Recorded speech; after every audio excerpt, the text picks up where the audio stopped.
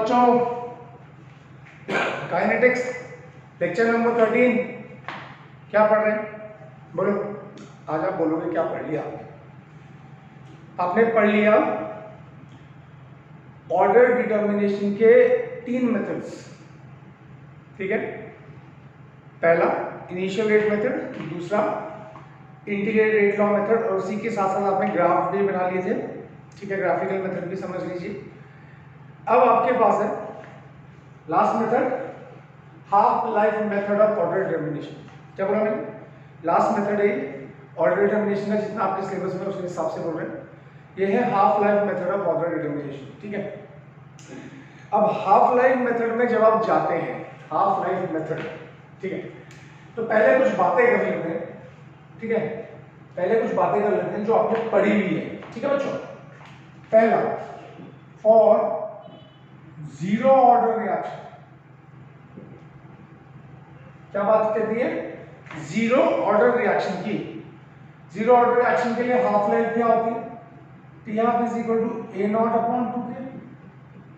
ऐसा लिख सकते हैं, यानी कि टी हाफ इसको कांस्टेंट मान ले तो हम लिख सकते हैं directly proportional to initial concentration, और that can be written as T half into 1 upon A not की पावर -1।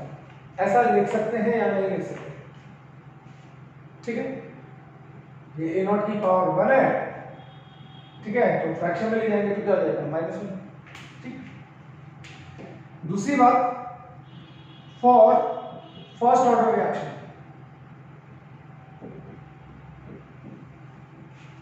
ठीक है, इसकी बात कर रहे हैं फर्स्ट ऑर्डर रिएक्शन।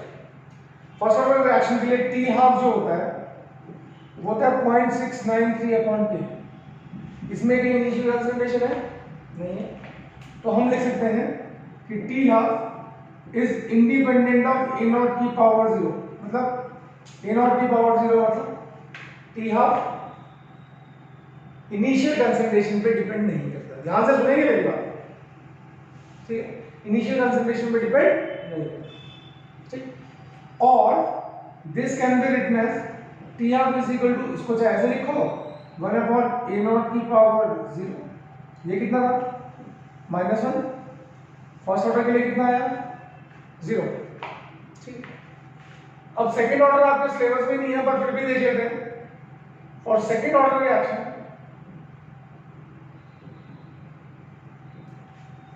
ठीक है, अब मैं डायरेक्ट लिखूंगा T half is equal to 1 upon A not की पावर 1। मतलब देखो 1 अपॉन की टर्म्स में अगर हम लिखने जाएंगे, 1 अपॉन की टर्म्स में यानी कि फ्रैक्शन में लिखने जाएंगे, तो जीरो ऑर्डर के लिए -1, फर्स्ट ऑर्डर के लिए 0, सेकंड ऑर्डर के लिए +1। यानी कि जब ऑर्डर 2 है तो 1 आ रही है, 1 अपॉन 1। फर्स्ट ऑर्डर के लिए 1 अपॉन 0, जीरो ऑर्डर के लिए 1 अपॉन -1। ठीक है, तो देयरफॉर ये तीसरा था, ये चौथा हो गया। Therefore for nth order reaction, अगर मुझे nth ऑर्डर रिएक्शन दिया होगा, nth मुझे नहीं पता ऑर्डर क्या, ठीक है, तो मैं टी हाफ को क्या लिखूंगा? T half is directly proportional to A not की पावर n-1। 2 है तो 2 - 1, 1, 3 है तो 3 - 1, 2, 1 है तो 1 - 1, 0, 0 है तो 0 - 1। दादा समझ में आ गया? तो अब मैं इनको हटाऊंगा और मैं यहां से डेरिवेशन शुरू करूंगा।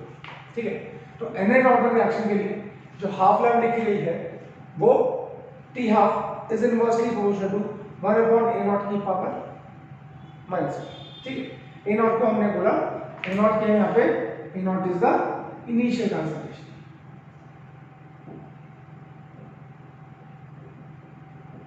यहां तक मेरे ख्याल से बच्चों को समझ में आ गया होगा। Very good.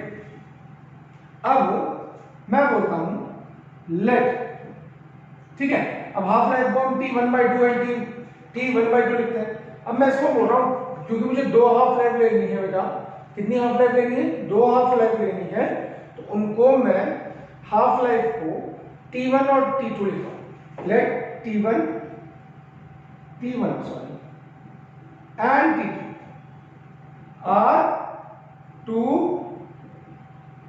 Half life period. क्या बोला मैंने? t1 और t2 क्या है? 2 हाफ लाइफ। ठीक है, व्हेन इनिशियल कंसंट्रेशन कब है T1 और T2 जब इनिशियल कंसंट्रेशन है A1 एंड A2 रिस्पेक्टिवली। ठीक है, T1 और T2 हाफ लाइफ है। सपोज मैंने बोला लेट जो इनिशियल कंसंट्रेशन है वो मैंने ली, सपोज A1 को मैंने लिया 1 मोल, तो T हाफ जो आया वो आया 5 मिनट। हाफ लाइफ क्या है, जब ये इनिशियल कंसंट्रेशन आधी हो जाएगी 1 मोल से 0.5 मोल हो जाएगा, तो T हाफ आपने निकाल लिया 5 मिनट। ठीक है, यहाँ पे अब मैंने बोला इनिशियल कंसंट्रेशन जो मैंने A2 है उसको मैंने लिया 1.5 मोल्स। कितना लिया 1.5 मोल्स। ठीक है, अब जो हाफ लाइफ आ रही है बच्चे वो आ रही है सपोज 8 मिनट। ठीक है, या 7 मिनट या 6 मिनट। ठीक है मेरी बात, यानी कि जब ये कंसंट्रेशन 0.75 मोल हो जाएगी तो टाइम आएगा 8 मिनट। ठीक है, तो इसी तरह से मैंने बोला कि अगर T1 and T2 two half life period है, जब इनिशियल कंसंट्रेशन A1 और A2 है, तो देयरफॉर अब मैं इसको हटा दूं, ये समझ में आया। अब मैं क्या लिख सकता हूं, अब इसको भी हटा दूं बच्चों में, तो कहीं डेरिवेशन होगी, इसको आप नोट करते रहना, पॉज करके नोट करते रहिएगा। ठीक है, तो मैं लिख सकता हूं देयरफॉर वी कैन राइट, जिसको नहीं आएगा बोलेगा क्या लिख सकता है। अभी nth ऑर्डर के लिए क्या निकाला कि T1 1/2 को मैं T1 लिख रहा हूं, is directly equal to A1 की पावर n-1। ठीक है, एंड सिमिलरली दिख रहा है आपको। ठीक है, T2 क्या होगा, T2 is inversely proportional to A2 की पावर n-1। ठीक है, तो T1 हाफ लाइफ है तो ये आ जाएगा, क्योंकि ऑर्डर से ऐसा रिलेशन होता है, अभी हमने पढ़ लिया। ठीक है, ये होगी इक्वेशन नंबर फर्स्ट, ये होगी इक्वेशन नंबर सेकंड। यहां तक कोई प्रॉब्लम। अब दोनों को डिवाइड फर्स्ट बाय सेकंड। ठीक है, फर्स्ट को सेकंड से डिवाइड करते हैं, तो मेरे पास क्या आ जाएगा T1 upon T2 is equal to, अब देखो 1 अपॉन A1 की पावर 1 अपॉन A1 की power n-1 upon 1 upon A2 की पावर n-1। ऐसा लिखूंगा तो ये ऊपर चला जाएगा, तो T1 over T2 is equal to A2 की पावर n-1 अपॉन A1 की पावर n-1। ठीक है, अब मैं क्या करूंगा, डायरेक्ट इसका लॉग बेस कर लेंगे, टेकिंग लॉग बेस।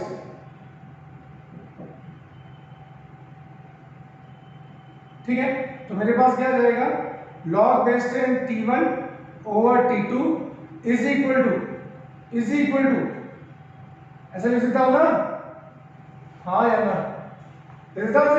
अगर दोनों साइड का log बेस 10 होगा तो क्या हो जाएगा n-1। ये होता है ना log a की पावर b is equal to b log a, log a upon b is equal to log a minus log b, n-1 log base 10 A2 over A1। ठीक है, और मेरे पास क्या हो जाएगा n-1 is equal to log base 10 T1 over T2 upon log base 10 A2 over A1। याद आया? ठीक है, अब 1 को उठा के इधर ले जाओ, तो n क्या है, ऑर्डर। n क्या है, ऑर्डर। तो क्या हो जाएगा, 1 इधर आ जाएगा, 1 plus log base 10 T1 over T2 upon log base 10 A2 over A1। ये बन गया आपका फॉर्मूला। हाफ लाइफ अगर आपको पता हो तो ऑर्डर कैसे निकालते हैं ये आपके सामने है। अब बताइए इसमें कोई प्रॉब्लम, जल्दी बताइए। दोबारा बोल रहा हूं, हमने क्या बोला, nth ऑर्डर मेरे पास है, तो उसके लिए अगर मेरे पास हाफ लाइफ होगी तो मैंने अभी जो हाफ लाइफ निकाली है, 0 ऑर्डर के लिए निकाली है, फर्स्ट ऑर्डर के लिए निकाली है, सेकंड ऑर्डर के लिए हमने नहीं निकाली है, क्योंकि सेकंड ऑर्डर वाले सिलेबस में नहीं है, अननेसेसरी। अभी वैसे ही कोविड चल रहा है तो कोविड में वैसे ही अननेसेसरी ज्यादा नहीं पढ़ना। ठीक है, हाँ, जो जेई वाले हैं वो जरूर पढ़ेंगे, उनको अगर प्रॉब्लम है तो मुझे बोलेंगे कि सर सेकंड ऑर्डर में सिखा दूं तो मैं सिखा दूंगा, कोई इशू नहीं। ठीक है बच्चों, तो nth ऑर्डर के लिए हाफ लाइफ ये है। तो अब मैंने बोला मेरा एक रिएक्शन चल रहा है, कोई भी रिएक्शन है, A gives you B, ठीक है। इस रिएक्टेंट की पहली बार इनिशियल कंसंट्रेशन थी A1, और जब वो कंसंट्रेशन आधी हो गई तो टाइम पीरियड नोट कर लिया, 0.5 हो गई तो टाइम पीरियड नोट कर लिया T1। ऐसे ही इस A की दूसरी कंसंट्रेशन ली सपोज 2 मोल्स पर लीटर, और जब वो कंसंट्रेशन आधी हो गई यानी कि 1 मोल पर लीटर में पहुंच गई तो टाइम नोट कर लिया T2। ठीक है, तो मेरे पास दो अलग अलग इनिशियल कंसंट्रेशन है A1 और A2, और दो टाइम पीरियड है T1 एंड T2। ठीक, तो जो हम nth ऑर्डर के लिए हाफ लाइफ को रिलेट करते हैं इनिशियल कंसंट्रेशन से, वैसे मैं लिख सकता हूं कि अगर दो इनिशियल कंसंट्रेशन है तो उनके हाफ लाइफ पीरियड को अगर मैं T1 और T2 मान रहा हूं तो उनको कैसे लिखेंगे। तो ये दोनों को डिवाइड किया, डिवाइड करने के बाद लॉग लेने के बाद फाइनली क्वेश्चन मेरे पास ये तो आ गया होगा, ये तो आसान काम है ना बेटा, इजी है। तो मेरे पास क्या आ गया, मेरे पास आ गया n का मतलब है ऑर्डर ऑफ रिएक्शन, और वो कितना आया 1 plus log base n T1 over T2, यहाँ पे कंसंट्रेशन A2 ओवर A2। यहाँ तक समझ में आ गया। ठीक है, आगे चले, अब इसका एक न्यूमेरिकल कर लेते हैं। ठीक है, तो मैं फाइनल इक्वेशन नहीं हटा रहा हूँ ताकि आपको न्यूमेरिकल करने में प्रॉब्लम ना हो। ठीक है, फाइनल इक्वेशन इसको ऐसे रहने देते हैं ताकि आपके सामने रहे, और जो आपको सेक्स में न्यूमेरिकल मिलेंगे तो आपको करने में कोई प्रॉब्लम ना आए। ठीक है बच्चों, एग्जैक्टली यहाँ पे आ गया। ठीक है, देखो बहुत इजी लेके चल रहा हूँ मैं, अब इससे इजी अगर केमिस्ट्री पढ़नी है तो फिर तो बेकार काम है। ठीक है, अब मैंने बोला क्वेश्चन मेरे पास है in the reduction of nitric oxide. Suppose मैं नाइट्रिक ऑक्साइड का रिडक्शन कर रहा हूं, कुछ भी ले सकता हूं। ठीक है, 50% ऑफ द रिएक्शन, क्या बोला मैंने, मैं रिडक्शन कर रहा हूं नाइट्रिक ऑक्साइड का, और 50% जो रिएक्शन है, ठीक है, वो is completed in 108 seconds when. अब देखो ये NO जो होती है गैस होती है, तो जो यहाँ पे हम कंसंट्रेशन ले रहे हैं उसकी जगह हम प्रेशर भी ले सकते हैं। ठीक है, कंसंट्रेशन की जगह हम क्या कर सकते हैं, प्रेशर, गैस के लिए हम प्रेशर ले सकते हैं। तो when the initial pressure is 336 atmosphere. ठीक है, क्या चलो एटमॉस्फेयर ज्यादा हो जाएगा, mmHg। ठीक है, तो 108 सेकेंड जो है वो हाफ लाइफ पीरियड हो गया T1। ठीक है, जब इनिशियल प्रेशर जो NO का है वो 336 है। ठीक है, अब वो क्या बोल रहा है आगे, एंड इन 147 सेकेंड्स। ठीक है, दूसरा हाफ लाइफ दे दिया आपको 147 सेकेंड्स, कब, व्हेन द इनिशियल प्रेशर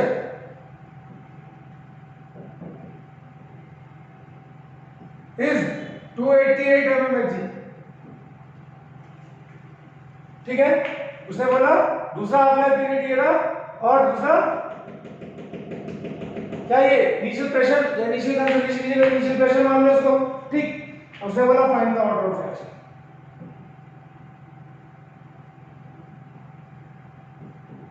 ठीक है बच्चों, उसने क्या बोला, ऑर्डर निकालो। तो मेरे ख्याल से क्वेश्चन समझ में आ गया होगा, डायरेक्ट फार्मूला बेस्ड है।